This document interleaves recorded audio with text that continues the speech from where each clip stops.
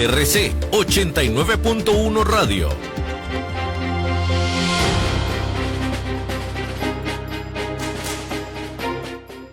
Saludos, ¿qué tal, mis buenos amigos de Red Democrática? Bienvenidos a un nuevo programa. Estamos 16 de octubre del año 2025, a pocos meses, 3 meses y medio de salir a emitir el voto. Es una responsabilidad cívica. Todos tenemos que sumar los esfuerzos al partido o al candidato que mejor nos representa, pero hay que salir, porque ese es el sustento de la democracia, ir a las urnas, porque después queda la persona que usted no quería y dice, pero ¿por qué no fui a votar? Y ojalá, ya vamos a analizar esos detalles más adelante, pero como pasó en una elección para alcaldía en Liberia, donde fue un voto, la diferencia entre el que ganó y el que perdió, ahí el que no salió de la casa. Siempre he dicho, se tiene que estar todavía jalando el pelo porque pudo haber evitado que alguien llegara o pudo haber hecho que alguien llegara.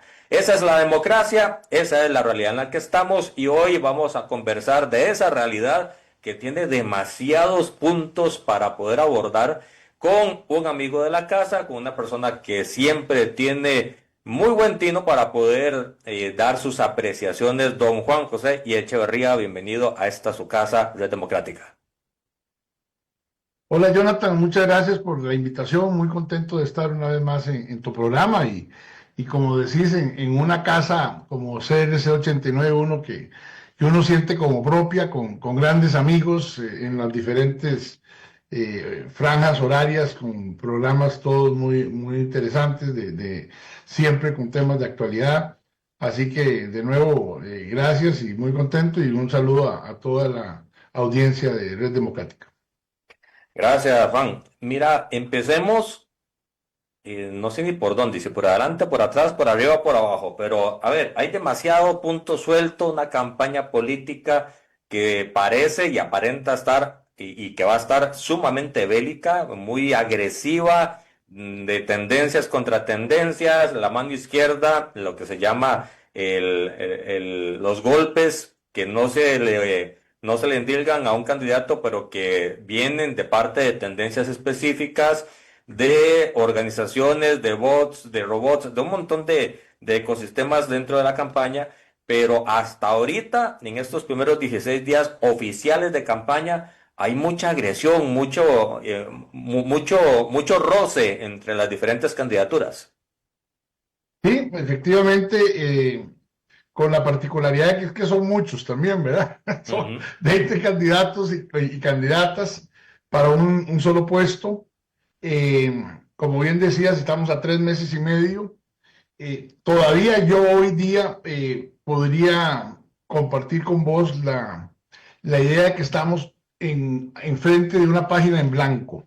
Yo no creo que haya nada escrito, no creo que haya nada definitivo. Creo, sin embargo, que sí hay situaciones y circunstancias que se vienen dando, no solo en estos últimos 16 días de ya el banderazo inicial, sino probablemente desde antes, que están cada vez más haciéndose presentes, y sobre todo la gente las está percibiendo. Y las cosas hay que decirlas claramente. Hace tan solo unos meses uno podía tal vez que concluir que había un riesgo remoto, no seguro, pero un riesgo de que ganara la candidata chavista en primera ronda, ¿verdad? Como que podría haberse pensado eso. Me parece que conforme va pasando el tiempo, eso se va disipando y hemos como tenido una transición hacia la ya cada vez mayor posibilidad de que haya una segunda ronda. ¿Lo ves más claro ahorita? Yo lo veo, cada vez lo veo más posible, por lo menos. Tal vez no tan claro, pero sí más posible. Pero con una situación particular, ¿verdad? Y es que siento que, digamos, la propuesta del chavismo y del pueblo soberano se está disparando a los pies. Vos ahora estabas diciendo que había disparos entre tendencias. No, es que también se disparan a los pies. O sea, eso es verdad. ¿verdad? Y como que no se ayudan ellos mismos. ¿Cómo viste ese episodio del micrófono? Lo veo absolutamente increíble, lo veo absolutamente inconcebible, no lo entiendo, no entiendo la lógica, no entiendo la motivación, todo, absolutamente todo se hizo mal, eh, tan mal que lo que da lugar es a pensar que es un montaje, así de sencillo. O sea, vamos a ver, yo puse en un post por ahí que gracias a Dios no era una bomba, porque si hubiera sido una bomba probablemente hay muertos. O Sí, sí, sea, sí. el nivel de irresponsabilidad, asumiendo que efectivamente todo lo que se diga es cierto y que había un dispositivo de captación de audio en una, digamos, placa de tomacorrientes y todo eso. O sea, lo primero que uno hace, y se supone que eso fue lo que hicieron, era llamar a expertos. Ella me incluso dijo que don Carlos Valenciano había traído una empresa de altísimo prestigio y reconocimiento. Ojo que no han dicho cuál empresa. ¿Verdad? Por lo menos no se ha dado a conocer. O sea, yo no puedo concebir cómo una empresa de altísimo prestigio y conocimiento hubiera permitido que ante una situación de ese tipo la evidencia o la prueba de que ahí había algo hubiese sido tan vulnerada como se dio. Cualquiera que sepa algo, conceptos mínimos de seguridad. Es más, Jonathan, si usted está por la carretera y hay un atropello, lo primero que hacen las oficiales de seguridad Llamar. es poner una cinta amarilla alrededor del lugar del accidente, precisamente para recolección de indicios. Hay incluso una sección especializada del organismo de investigación judicial que así se llama, recolección de indicios. Sí. Y los indicios son casi que del momento. O sea, en una escena de un crimen, en una escena de un accidente, en una escena de un robo, las autoridades especializadas son las llamadas a tomar control del lugar precisamente para no perjudicar la investigación. Y ahí se hizo todo lo contrario, pero todo lo contrario. O sea, si hubiese habido algún afán de que se averiguara algo, ellos mismos se encargaron de que fuera imposible. Juan, pero es que ellos mismos dicen, ella dice, voy a ir a poner la denuncia, pero inmediatamente alrededor de la frase dice, yo no confío en lo que ellos hacen. Entonces, Sí. yo creo que todo está montado como para seguir generando duda y generando ese sinsabor institucional y sembrando el miedo. Por eso te digo, es muy raro, es inconcebible. Vamos a ver, y no estoy planteándolo en esos términos, pero uno puede asumir que la gente sea mala, pero es difícil creer que sean tontos. Ujú. Yo no creo que sean tontos, pero entonces no entiendo cómo hicieron algo tan mal hecho o tan fuera de lugar, tan inconsistente.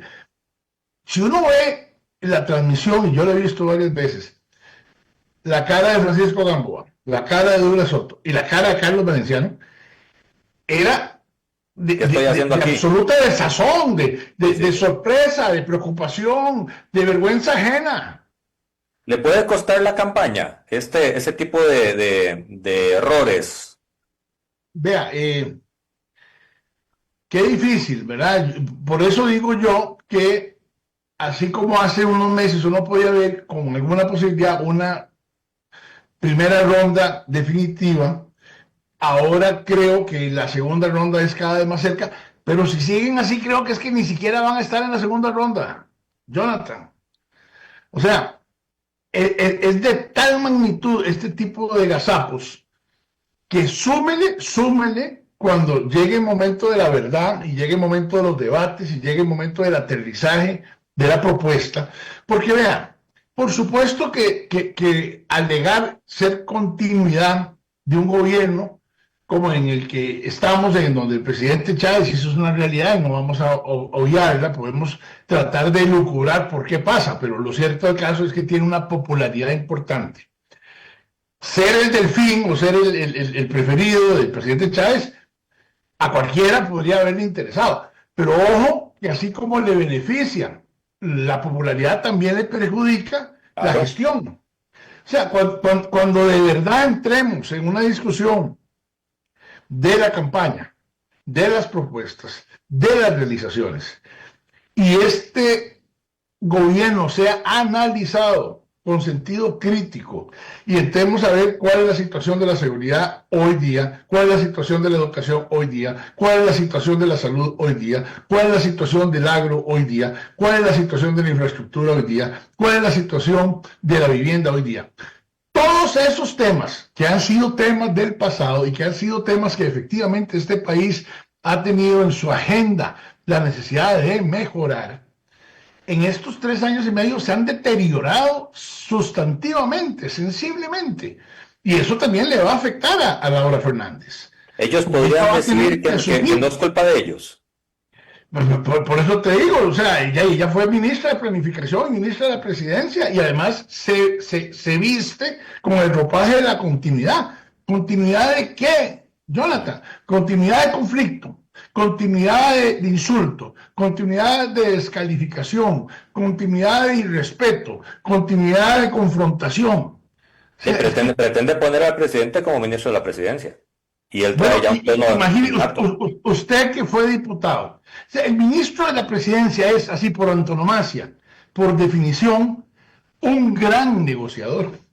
Tiene que ser una persona con enormes capacidades y cualidades de diálogo, de respeto, de construcción de acuerdos. Lo peor que usted puede hacer para pretender construir un acuerdo es patear al interlocutor, es insultar al interlocutor, es menospreciar al interlocutor. O sea, por Dios, yo tengo 39 años de ser abogado y a lo largo de mis 39 años de ser abogado muchas veces he logrado procesos de conciliación, como se llama ahora, de resolución alterna del conflicto. Jonathan, y muchas veces uno tiene que navegar con bandera de pendejo. Ese es un concepto que se maneja, porque lo que a uno le interesa es llegar al puerto, no hundirse en una guerra fratricida, ¿verdad? Y entonces, si don Rodrigo Chávez, que lo que ha es sembrado ese tipo de estilo, ¿verdad? En la gestión política, en la gestión pública, pretende llegar a ser ministro de la Presidencia, o doña Laura Fernández pretende llegar a ser presidenta con ese ministro de la Presidencia, estamos todos enterados de que no va a haber ninguna posibilidad de resolver nada en los próximos 4 años tampoco. Porque simple y sencillamente no les ha interesado construir, no les ha interesado resolver, porque han estado, curiosamente, y ese es un fenómeno que hay que tratar de analizar en algún momento, han estado cosechando en esa confrontación, pero no en la solución.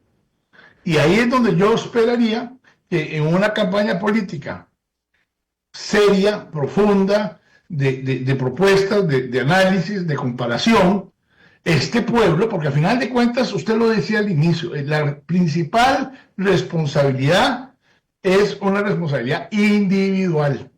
Así es. Desde siempre uno ha sabido, y así yo lo he defendido, el Tribunal Supremo de Elecciones tiene la obligación de facilitar el proceso. Hasta ahí. La fiscalización y la ejecución del proceso es una responsabilidad ciudadana, a través de los miembros de mesa, a través de los fiscales de mesa, pero sobre todo a través de los electores. A través de los electores, a las 6 de la mañana del primer domingo de febrero, nadie va a saber qué va a pasar. Y a las 6 de la tarde del primer domingo de febrero, todavía no vamos a conocer el resultado, lo vamos a conocer unas horas después. Nuestra confianza y nuestra esperanza es que el proceso ese día y los días previos, porque esto es un tema de no solo el día de las elecciones, o sea, la preparación viene desde hace meses. El Tribunal Supremo de Elecciones un año antes hace el calendario electoral y le informa a la ciudadanía y le informa a los partidos políticos las etapas, los procesos, los plazos. Y ya todos sabíamos, porque sí lo sabíamos todo, que el 29, creo, de septiembre era el último día para que los partidos políticos hicieran sus asambleas nacionales. Y estamos en estos días que se vence el plazo para que todos los partidos políticos presenten al tribunal los documentos que acreditan los resultados de esas asambleas y presenten las candidaturas. Creo que es mañana, de hecho. Por eso, creo que es mañana, 17. Y después de eso empieza un análisis detallado y minucioso para determinar que todo esté bien. Que hoy día, gracias a la separación de las elecciones con respecto a la municipalidad, es bastante fácil, la verdad sea dicha, porque son solo 7 papeletas de diputados en las 7 provincias más la de la presidencial. Antes hubiera sido también con 80 y pico cantones. Entonces, lo que tiene que revisar si Juan José Echeverría Alfaro fuera el candidato presidencial de XX, de que la cédula de Juan José Echeverría Alfaro esté bien. Porque ni siquiera importa si soy elector de Guanacaste o de Punta Arenas. Porque si soy el candidato a presidente, puedo serlo de cualquier lugar, incluso hasta en provincias. No es obligatorio estar electo en la provincia donde no se postula. Entonces, ahora empieza esa verificación formal. Y luego viene la rifa de los puestos en las papeletas, y luego viene la impresión de las papeletas, y luego viene la formación de los sacos electorales, y luego la entrega a los miembros de mesa, juramentación. Es enorme el trabajo del tribunal. Es enorme el trabajo.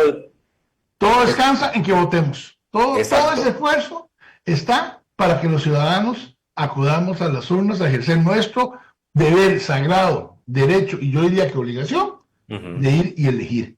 Porque si no elegimos nosotros, otros van a elegir por nosotros. Así es, totalmente de acuerdo. Ese trabajo fuerte, arduo, responsable del Tribunal de Elecciones, enfrenta en esta elección casualmente de parte del oficialismo una bajada de piso, lo que popularmente se dice una serruchada de piso, porque ya está diciendo que le hicieron la mordaza, que no los están dejando hacer esto ni lo otro. Hacen lo mismo con la Fiscalía, hacen lo mismo con el Poder Judicial, hacen lo mismo con la Contraloría. Básicamente, todo ha venido orgánicamente establecido por parte de la estrategia o el trabajo de evidencia de parte del oficialismo, pero con el Tribunal de Elecciones están dejando un rastro de duda que puede causar a futuro, en el momento del anuncio del resultado, si no les beneficia, puede generar muchos problemas y dolores de cabeza a la democracia. Sí, es muy grave, es muy preocupante, pero sobre todo es muy injusto, Jonathan. Todo esto que está pasando, porque en efecto lo decís muy bien, dentro de la estrategia de confrontación, de descalificación que ha habido por parte del Poder Ejecutivo y particularmente del presidente Chávez, con respecto a las otras instituciones del Estado, algunos en igualdad de condiciones, poderes de la República o las instituciones de control. En los últimos meses, digamos, se han empecinado con el Tribunal Supremo de Elecciones, y en el marco de un proceso electoral eso es muy serio, porque están sembrando, es que no es posible que la siembren, no es que están sembrando la duda. Y yo he visto abogados en medios de comunicación increpando así, pero irrespetuosamente incluso, que por qué Eugenia Zamora no viene a este medio de comunicación a dar la cara y explicar el porqué de una sentencia. Y yo me pongo a pensar, por favor, ¿en qué país del mundo los magistrados o los jueces van a los medios de comunicación a discutir sus sentencias? ¡Nunca! Es más, cuando yo empecé a estudiar Derecho, yo ya tengo 39 años, hace 44 años de abogado, de empezar a estudiar y ahora después de abogado, lo primero que le decían a uno es: las sentencias se defienden por sí solas. Si usted no está de acuerdo con una sentencia, impúgnela. Si usted cree que el juez o el magistrado que dictó la sentencia lo hizo irregularmente, lo hizo ilegalmente, lo hizo violando la ley, acúselo. Acúselo. Hay un delito que se llama prevaricato, ¿verdad? Pero aquí no, aquí algunos se han rasgado las vestiduras señalando y denunciando y haciendo mofa de la presidenta del Tribunal Supremo de Elecciones, y con ello atacando a la institucionalidad del Tribunal Supremo de Elecciones con 75 años de historia, para decir que qué barbaridad que no vienen a este medio a dar la cara y a dar explicaciones.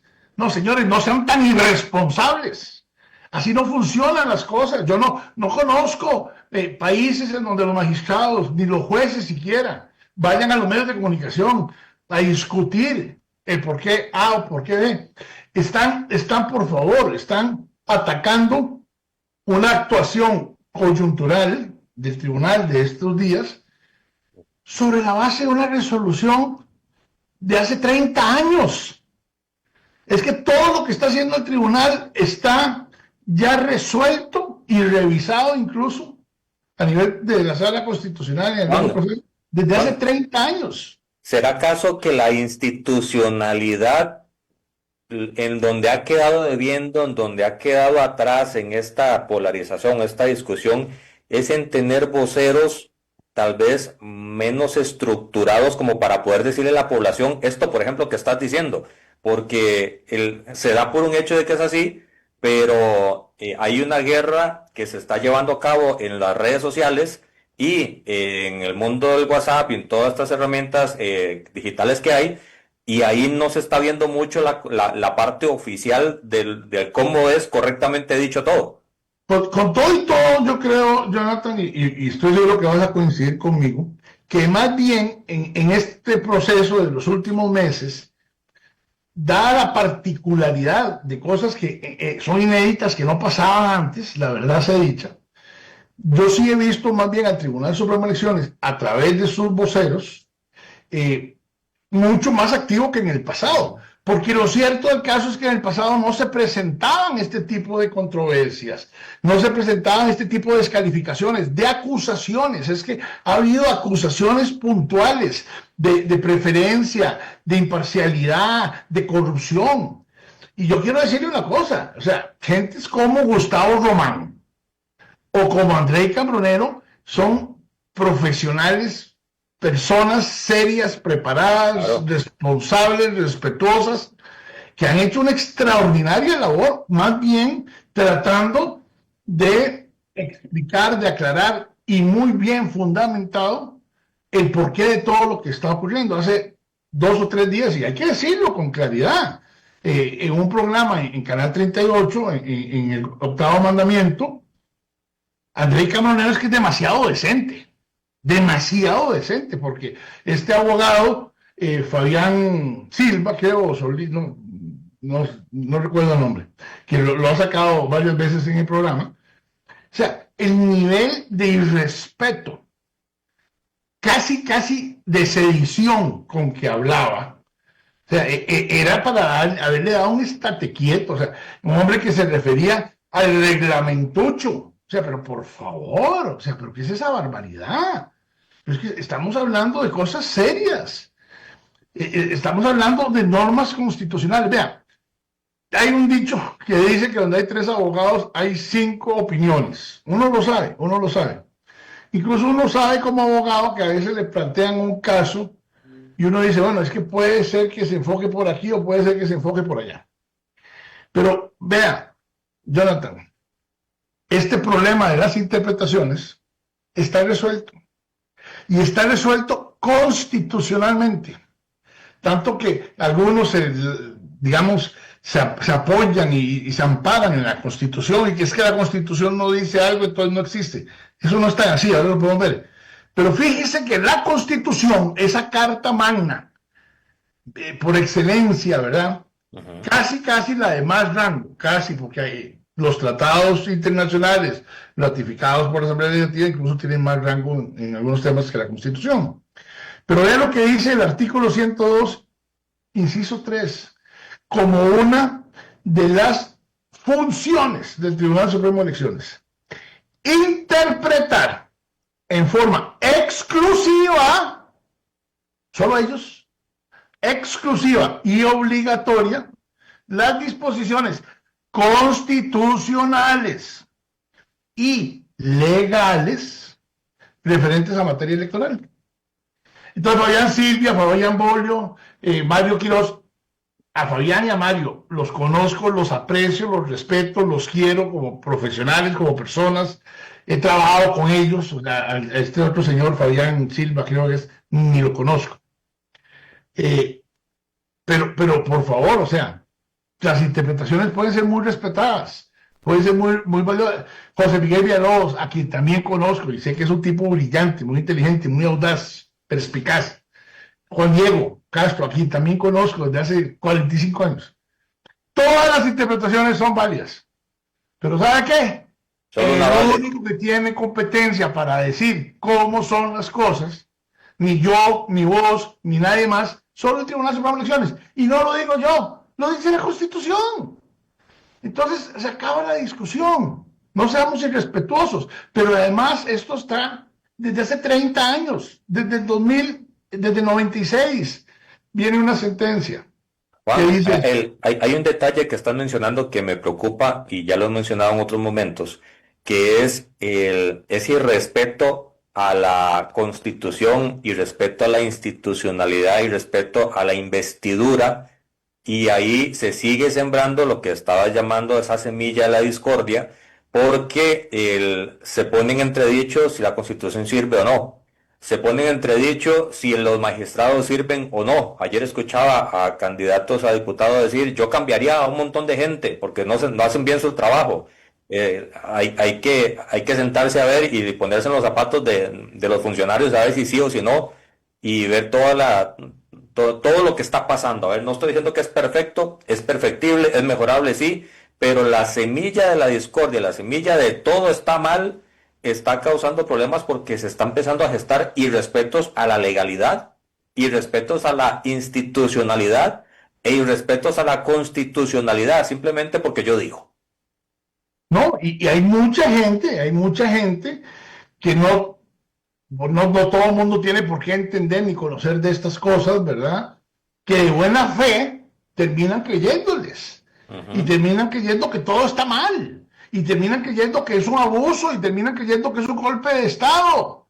Vean, es que, por favor, o sea, vamos a ver, de las cosas que uno aprendió desde los primeros días, el ABC, es que el ordenamiento jurídico lo integran varias normas de diferente rango. Así es. O sea, cuando se dice la ley, la gente piensa en todo. Bueno, no, la ley es una norma, la ley es una parte del ordenamiento jurídico. Efectivamente, la Constitución está por encima de la ley está por debajo de la Constitución, pero por encima de los reglamentos, y es la famosa pirámide de Kelsen desde hace cientos de años, o sea, decenas de años que está funcionando en lo que es la interpretación del derecho.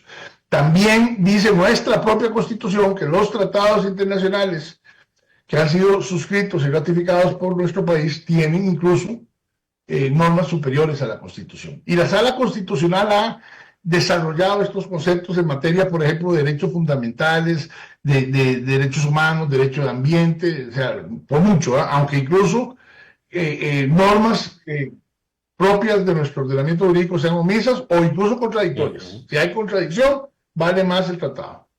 Ok, ¿qué ocurre? Resulta ser que dentro de ese ordenamiento jurídico está el Código Electoral, que es una ley. El Código Electoral nuestro tiene 16 años. 16 años de funciones. Rodrigo Chávez ni siquiera estaba en Costa Rica, por favor, en el 2009, cuando se hizo el Código Electoral. Y el Código Electoral establece ya por ley, y no lo hicieron los magistrados, Jonathan, lo hicieron los diputados. La Asamblea Legislativa es la que tiene la potestad de legislar.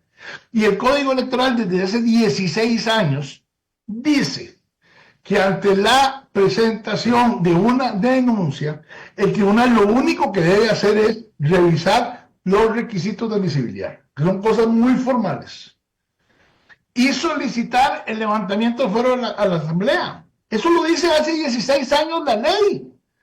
Eso no es nuevo, eso no se hizo a propósito de este gobierno, eso no se hizo a propósito de una denuncia. Así está aprobado por las y los diputados en el 2009. Entonces, ¿de qué se sorprenden? ¿Por qué brincan si el suelo está parejo? Dicen que es persecución. No, pero por favor, si está... Es más, vea qué interesante. Escuché a este mismo abogado en ese programa decir que qué barbaridad, que por qué no llamaron a don Rodrigo y le dieron la oportunidad de que él llegara y descargara y era su defensa. Si hacen eso, los crucifican porque precisamente hay un impedimento legal y constitucional, porque es una figura protegida por el fuero de improcedibilidad. es que no se le puede ni siquiera preguntar durante un té de canastilla sobre el tema, porque él está protegido. Y sí, y solo si la Asamblea Legislativa le levanta el fuero, el tribunal podrá investigar. Es que el tribunal ni siquiera ha investigado. El tribunal ni siquiera ha elaborado un listado de cargos. Ni siquiera ha trasladado una posible responsabilidad.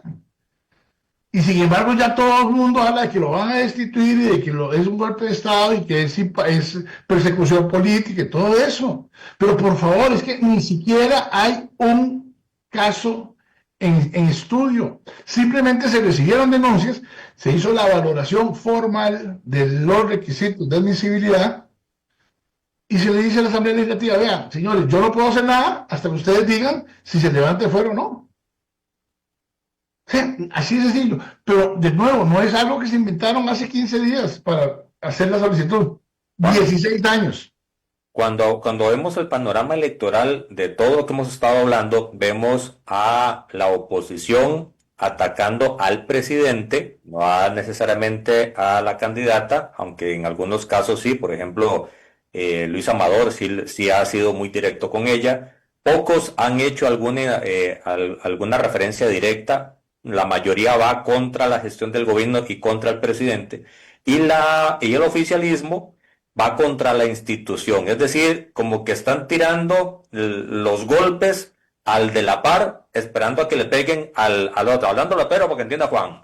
Esa campaña de golpes de esta naturaleza, ¿lo ves que se mantenga a lo largo de la campaña o tendrá por fuerza que llegar el momento en donde la oposición se concentre en dos cosas? Uno, decir qué va a hacer y decirlo bien con el cómo y bien sintetizado. Y dos, centrarse en Laura y no en Rodrigo, hablando de las personas, no de las investiduras. Sí, es bien interesante porque dentro de todo este fenómeno que estamos enfrentando de una campaña muy atípica,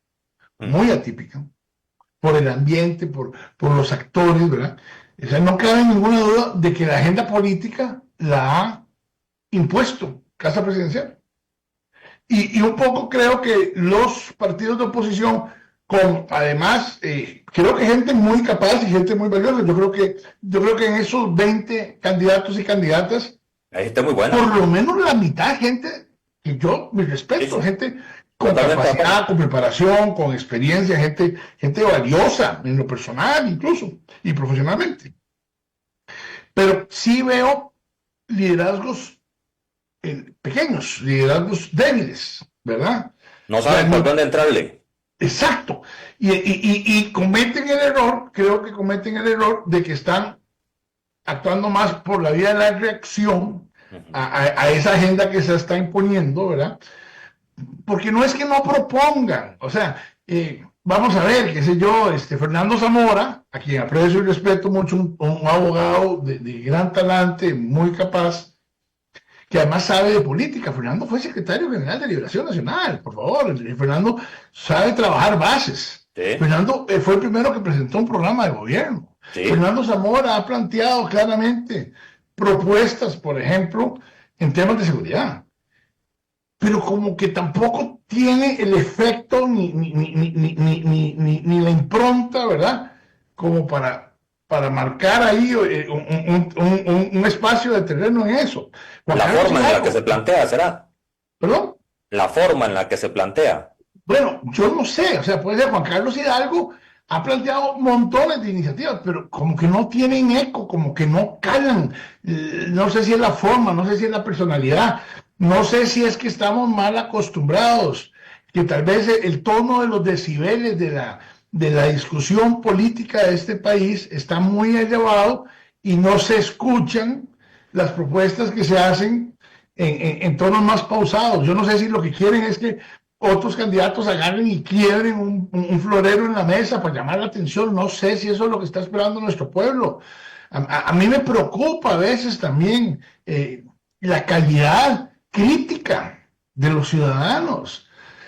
Yo honestamente te digo, Jonathan, yo no dudo de que siempre, y lo decías hace un rato, las cosas, aunque estén bien, se pueden mejorar, sin ninguna duda, y con mayor razón si están mal. O sea, con mayor razón se pueden y se deben mejorar. Y yo no dudo de que hayan cosas que desde hace mucho rato tienen que mejorar. Yo he sido crítico, por ejemplo, del sistema de elección de diputados, he sido crítico del sistema de reelección de magistrados, he sido crítico, digamos, de algunas de las actuaciones de la Contraloría General de la República. Todas esas creo que hay que corregirlas, todas esas creo que hay que mejorarlas, pero sin ninguna duda, en el marco de la institucionalidad democrática, de la responsabilidad de la ley, del acuerdo nacional, del diálogo, de los procedimientos que corresponden, y no insultando, y no degradando, y no menospreciando a las personas, ¿verdad? Porque, qué sé yo, don Orlando Aguirre, para poner un ejemplo, no fue el que redactó el sistema de elección de magistrados, que hay que cambiarlo. ¿Verdad? Ni Marta Costa fue la que hizo la ley orgánica de la Contraloría, que hay que cambiarla probablemente en algunas cosas, ¿verdad? Entonces yo sí creo que hay una situación en donde, aunque tenemos gente capaz y sin ninguna duda con propuestas, probablemente Álvaro Ramos, que no cabe duda que es súper capaz, ha tenido más distracciones a lo interno del partido por todo este tema de las asambleas y de los insurrectos en San Ramón y todo eso, sí creo que le ha costado, Además, Liberación Nacional es un partido muy complejo. O sea, Liberación Nacional es un partido que su asamblea nacional para destinar candidatos son más de 200 personas. Y de verdad que esas 200 personas son las que tienen la decisión de las cosas. Hay partidos que han designado candidatos con 39 personas. Con 36, de hecho. Esa es la realidad. Dejaron los pelos en el alambre, cumplieron con el mínimo del quórum de los asambleístas, de los 70 asambleístas, y se fueron. O sea, todo eso es parte de una realidad que tenemos, ¿verdad? Yo sí creo espero que en estos 3 meses y medio que faltan pueda llegar un momento en donde la discusión o la de altura, con profundidad y claramente con respeto, sobre los grandes temas nacionales, sobre los grandes problemas que tenemos y las propuestas de solución sean, digamos, la norma, sean, digamos, la savia del proceso. Y que los ciudadanos, de nuevo, como dijiste vos, hagamos nuestra parte, nuestra tarea. Por favor, por Dios, yo siempre decía cuando en la época de elecciones de alcaldes, en cualquiera de nuestras casas, Jonathan, en cualquiera de nuestras casas, si va a llegar una muchacha a ofrecer su servicio doméstico, o un jardinero a ofrecer servicios para limpiar el jardín, o el mecánico, o el pintor, o el zapatero, todas las personas, independientemente del nivel social, siempre vamos a necesitar un colaborador, una persona que trabaje para nosotros, alguien que nos ayude a resolver un problema, el tallercito que resuelve el problema de la televisión que está dañado. Y en todos los casos uno pregunta quiénes son, qué han hecho, qué referencias tienen, cuál es su propuesta, cuánto me va a costar arreglar esto, o cuánto me va a costar que usted me corte el zacate, ¿eh? O sea, ¿y cómo es posible que no hagamos un acto de preparación, de investigación, de ocupación sobre quién va a decidir los destinos de este país? O sea, por favor, todos tenemos que preocuparnos por quién va a ser el próximo presidente o la próxima presidenta de Costa Rica. Es que nos afecta, nos impacta directamente, bueno o malo, nos impacta. ¿Vos crees que en cuanto más se exponga Laura Fernández podría seguir perdiendo apoyo? Me temo que sí, lo digo con todo el respeto, yo tengo, vea, y yo sé de gentes que han trabajado con Laura, y gentes que me han dicho que es una mujer inteligente, que es una mujer que hace bien su trabajo. En Mideplan era una funcionaria a la que se le reconocían cualidades, ¿verdad? Yo tengo para mí, y puedo estar equivocado, estoy muy lejos de ser psicoanalista, ni mucho menos. Yo tengo para mí que Laura ha querido en su estrategia parecerse más al presidente. El presidente, qué triste lo que voy a decir, pero lo voy a decir. El presidente es un patán de naturaleza. Esa es la realidad. El presidente nada bien en ese fango. El presidente se mueve bien en ese mundillo. En Yo la creo que cancha a la embarrelada. no le luce. Y creo que ella a veces quiere como parecerse. Pero además, Jonathan, o sea, es que puede haber mucha gente muy inteligente en muchos campos y no necesariamente es un líder político y no necesariamente se desenvuelve bien en esto de la política. Es que no es fácil en el cuerpo a cuerpo, en el debate, en la confrontación. Y a mí me parece que ella, aunque le reconozco que tiene capacidad e incluso experiencia en la cosa pública, eh, me parece que la candidatura le quedó grande. O sea, yo, con todo el respeto, creo que está muy lejos de ser una estadista.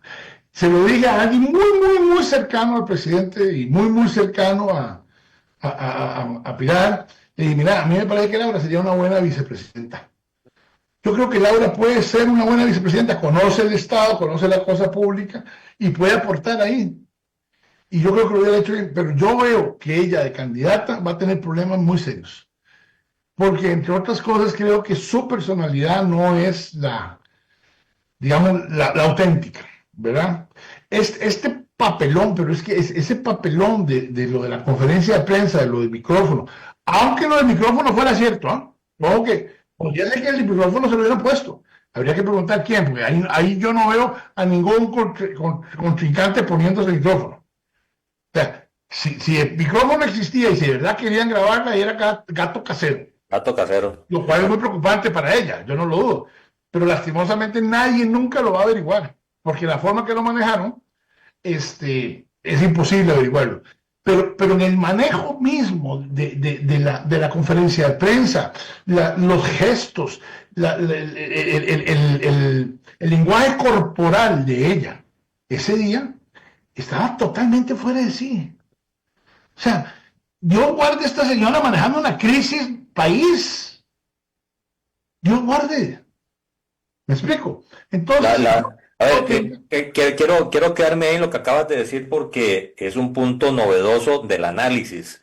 Si extrapolamos esta pequeña crisis de campaña a una crisis de gobierno, no se estaría manejando la sala de crisis y la eventualidad de la protección de la población de una manera responsable. Es lo que estás queriendo yo creo, esa es mi preocupación. Esa es mi preocupación.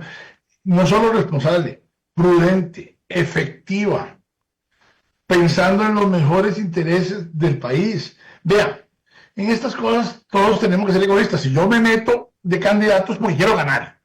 O sea, yo no me voy a meter de candidato o de candidata si quiero para perder, no.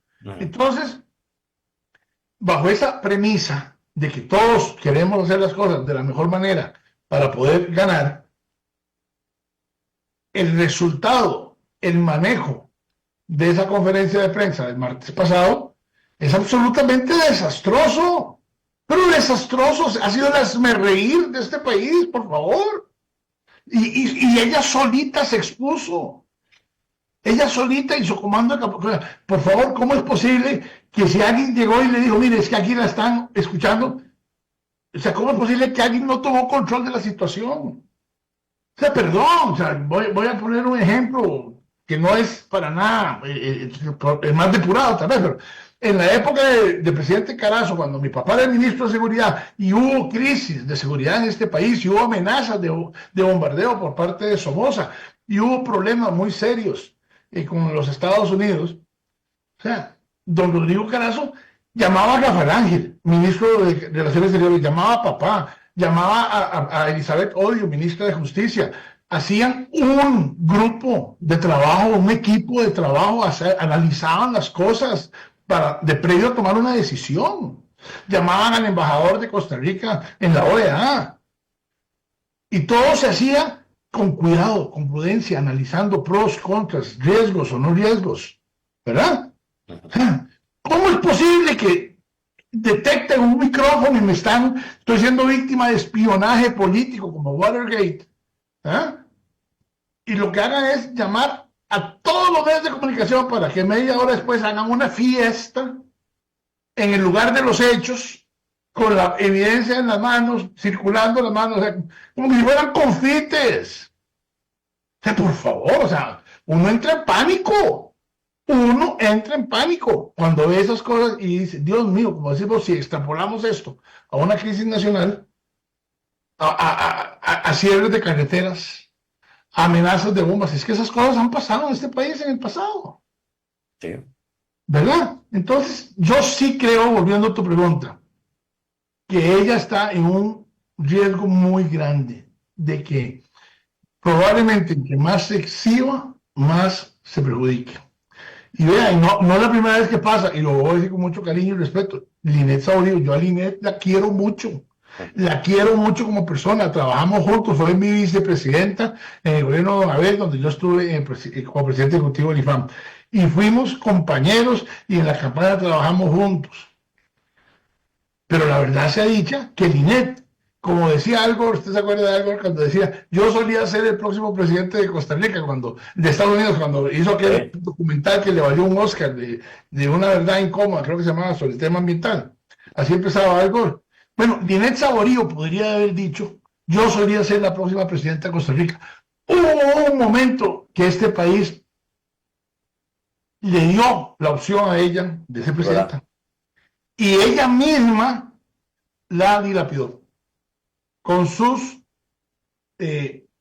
maneras de manejar los debates. Es que me acuerdo estarla viendo, y se lo dije a Jorge Polinaris, un gran amigo, un tipo brillante, inteligentísimo, muy estudioso. Jorge es probablemente el costarricense que más información maneja y recopila, fue ministro de Planificación, tipo muy versado, y estuvo cerca de la campaña de Linet. A Linet le preguntaba un tema importante, así, realmente trascendental, y decía, no sé, tenemos que ver, hay que analizarlo, puede ser, hay que consultar, o sea, cuando usted está postulándose para el presidente, la gente quiere saber qué usted piensa, y qué va a hacer usted, y cómo lo va a hacer. Usted no puede ser ambivalente. Y desgraciadamente ella, creo que por exceso de cálculo, tal vez la asesoraron mal, fue más bien muy, muy prudente. Y eso la atacó, la eliminó. Juan, nos quedan 3 minutos de programa.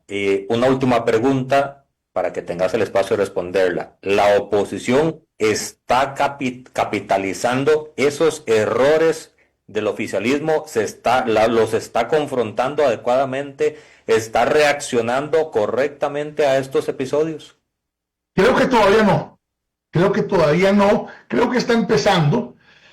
Porque además cada vez más los errores van a ser más grotescos, pareciera. El episodio del diputado ebrio en el parqueo público, el episodio del diputado diciendo que van a desterrar o que nos cuidemos del destierro, este problema con Laura y todo eso. O sea, ha habido en los últimos días cosas que están pasando muy rápido y que uno no puede ni creerlo, ¿verdad? El nivel de complicaciones. Yo creo que al final de cuentas las cosas van a terminar reacomodándose, y yo esperaría que 4 o 5 de esas candidaturas, me parece que probablemente Álvaro, Juan Carlos, Claudia Dobles, creo que Claudia Dobles en su condición de mujer además va a tener la capacidad de confrontar más duro a la una, ¿verdad? Sí. Y además claramente ahí hay un pique, ¿verdad? Porque también han atacado mucho al gobierno. Esperaría que un tipo como José Aguilar, que yo no creo que es una persona sana, creo que Fabricio se está complicando. Vamos a ver qué va a pasar con los Fabricio, pero creo que se está complicando. Pero yo esperaría que de aquí a noviembre y diciembre empiece a haber un poquito más de presencia y más de fortaleza, y que empiece a decantarse por algunos liderazgos de oposición, y más que de personas, propuestas. Es que lo importante de este país son las propuestas, porque ningún partido solo y ningún candidato solo va a resolver este país. Tenemos que trabajarlo entre muchos, y eso es una nueva forma de retomar la cosa pública. Diálogo, respeto, acuerdos. Juan, muchísimas gracias. No, gracias a vos, Jonathan, a la orden. Y muchísimas gracias a todos los que han estado en sintonía en este programa. Para reflexionar, vuélvalo a revisar, compártalo, porque así es como hacemos democracia, haciendo conciencia. Y recuerde, el 1 de febrero, salir a votar. Mañana Red Democrática, edición Economía con Vidal Villalobos. No se lo pierdan. Hasta la próxima. Gracias.